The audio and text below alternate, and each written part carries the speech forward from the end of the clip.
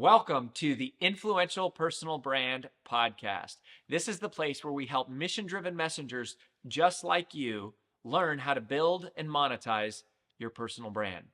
My name is Rory Vaden, and I'm the co-founder of Brand Builders Group, a Hall of Fame speaker, and New York Times bestselling author.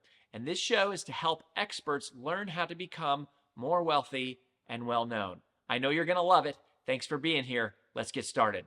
The difference between self-doubt and self-belief. These are not clinical definitions. I didn't use Wikipedia or pull out the Webster Dictionary. These are A.J. Vaden definitions. Self-doubt is the inability to believe in yourself.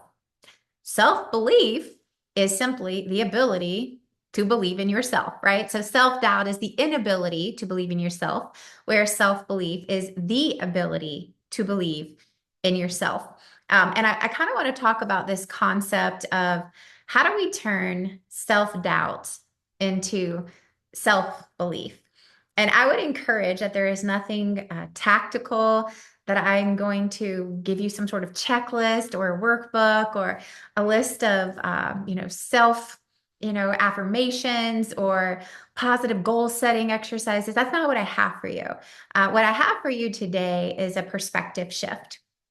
It's a decided choice to believe and to also factually realize that the hardest things that you've been through that have likely caused your self-doubt are most likely the things that have the power to change someone else's life. And I just wanted to sit with that for a second. I'm going to repeat that, is that the things in your life that have most likely created this disbelief in yourself, this unbelief in yourself, i.e. self-doubt. So the things that have created self-doubt are also simultaneously, most likely, the exact same things that have the power to change someone else's life.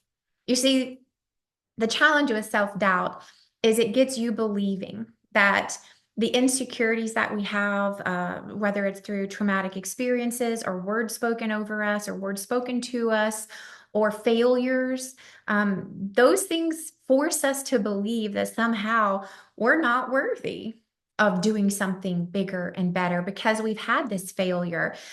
We were the victim of something. We weren't able to do something in a better light or a better way the first time. And it convinces us that somehow we don't have the authority to help someone else because of that thing, right? And it could be a divorce. It could be a failed business. It could be the fact that you're not married. It could be the fact that you've never been an entrepreneur. Who knows what it is? I know that, I have insecurities in my life from comparison, right? The simple act of comparison creates this inkling of somehow other people are better and more well-positioned. They're more informed, have more expertise. And that's a lie.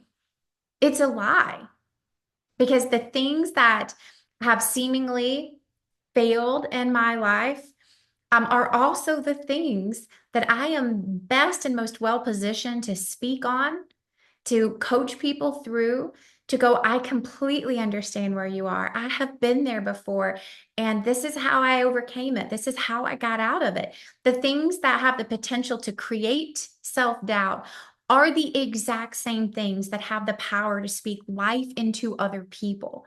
And if we're focused on our insecurities, it's an act of just self-reflection, and not in a good way. It's an act of selfishness, of self-centeredness to go, well, I'm only worried about me, how I will look, my ability to do this, instead of going, I don't care how I have to do this. I know that what I went through, there are other people out there going through the same thing. They just need someone who can relate to them, who is on the other side of it. You don't have to be well-spoken. You don't have to have great frameworks or formulas to actually have the power to help someone else change their life. That is self-belief, is believing in your own ability to help someone else. And when we let self-doubt creep in, what it really ultimately does is it puts us into hiding. And it disallows us from doing the thing that we actually want to do.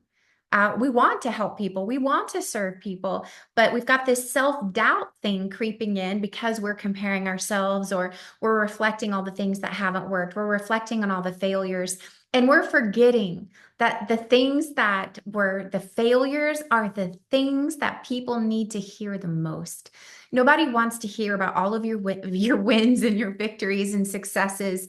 Those are important for credibility, but that's not what makes you personable. That's not what makes you relatable. What makes you relatable is knowing that you went through the fire and you made it through, right? That you sunk to the bottom and made it back up to the top. That's what people need to know. They need to know that you know what it's like to have been at the depths of the sea and you know how to swim back to shore.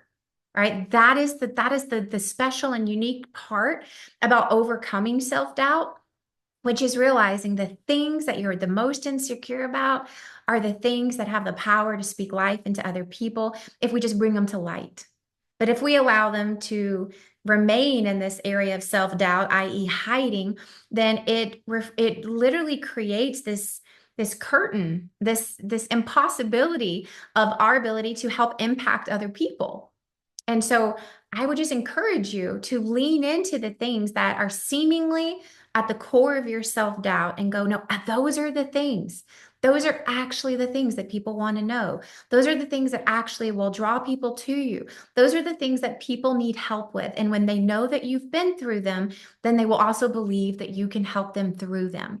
It's a perspective shift of going, what I went through is not what makes me unworthy.